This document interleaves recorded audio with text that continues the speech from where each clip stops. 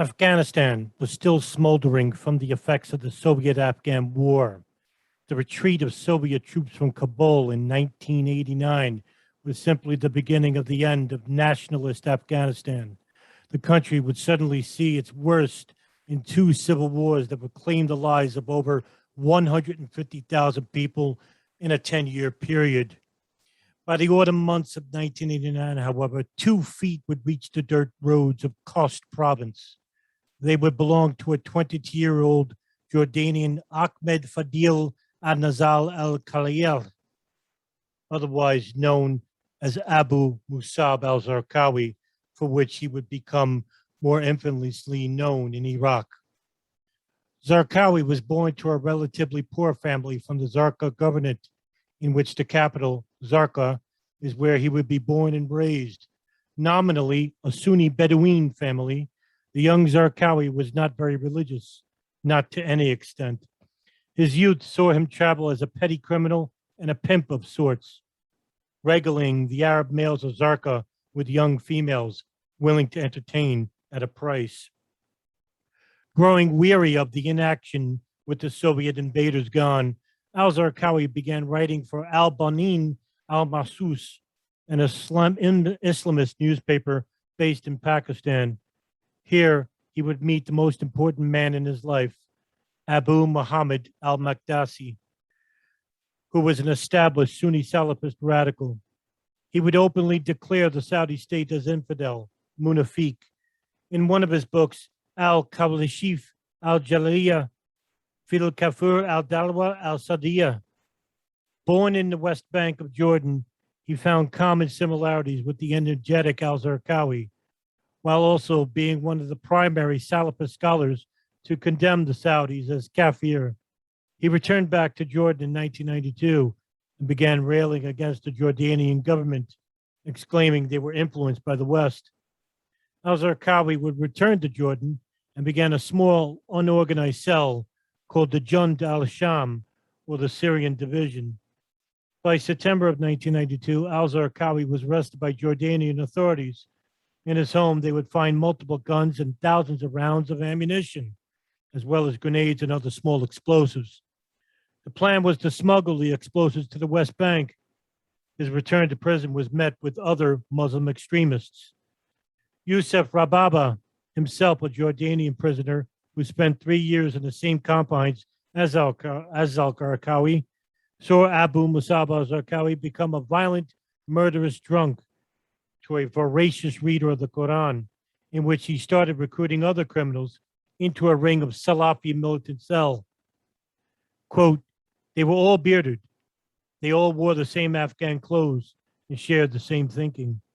He stayed in the background, but the members of the group would do nothing without his approval, end quote. The man who helped influence al-Zarqawi was the man he met earlier, Abu Muhammad al-Maqdisi, who was serving prison for becoming an extremist enemy to the Jordanian government.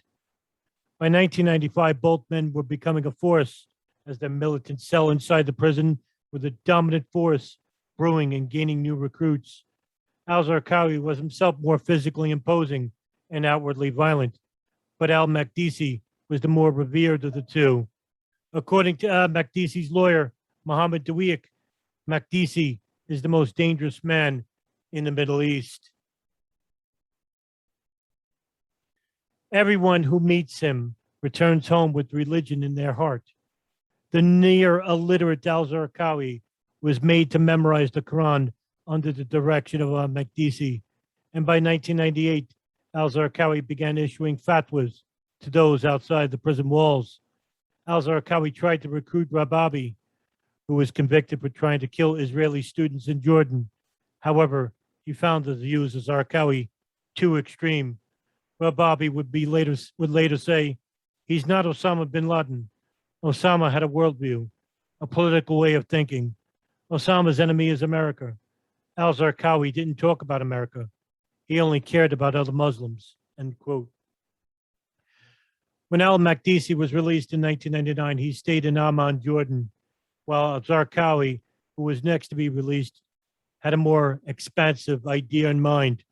He immediately tried to recruit the Jund al-Sham. However, he became interactive with numerous Sunni agents while in Jordan, which a proposal to bomb the Radisson SAS hotel in Amman. The plot was foiled by authorities, and al-Zarqawi fled to Pakistan. The plot was later found out to be a much larger plot, which was infamously called the Millennium Plot, an international terrorist operation that involved bombings in Jordan, the hijacking of his Indian Airlines Flight 814 in Kathmandu, India, and the bombing of LAX International in Los Angeles, California. From Pakistan, al-Zarqawi relocated to Afghanistan, to the Herat province, where he would meet Osama bin Laden.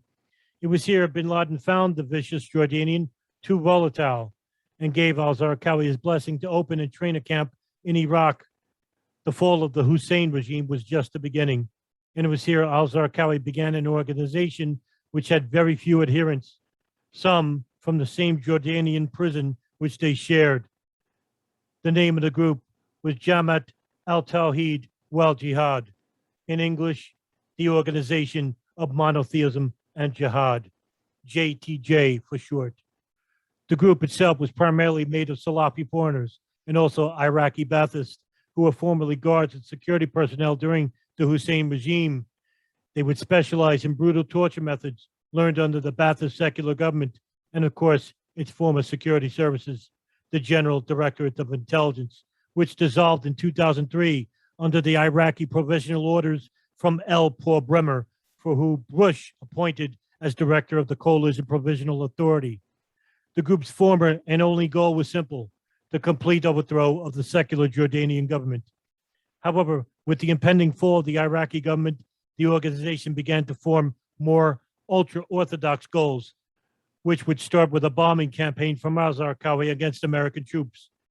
The bombings were unprecedented, never seen before, and under the orders of the venerable Jordanian. The JTJ had set up sleeper cells to combat the U.S.-led coalition troops located in the Iraqi capital, Baghdad. These hidden improvised explosive devices would be hidden in paper bags on the side of roads, which saw U.S. and British military vehicles pass through and suddenly become compromised by the devices. Many casualties and injuries were caused by these IEDs, and suddenly the war became unconventional. The U.S. authorities suddenly began noticing Abu Musab al-Zarqawi as another form of horror which would befall the world, watching it as it all unfolded to the internet. The public beheadings of captured coalition contractors. Secretary of State Colin Powell would mention to the United Nations of the ruthless nature of the Jordanian, but hardly anyone took notice of who he was. But by 2003, the world would slowly begin to know not just who he is, but the extreme measures of killing U.S. and coalition civilians, and also the Shiite minorities as well. All of this was noticed by other extremist groups, especially Al-Qaeda. The JTJ organization had become not some unorganized sect, but a truly unexpected and feared terrorist group, which took the nature of terrorism to new extremes. After the death of Zarqawi in 2004, they went underground when another opportunity arose in Syria. By 2011, they would become globally known as the Islamic State and the Levant.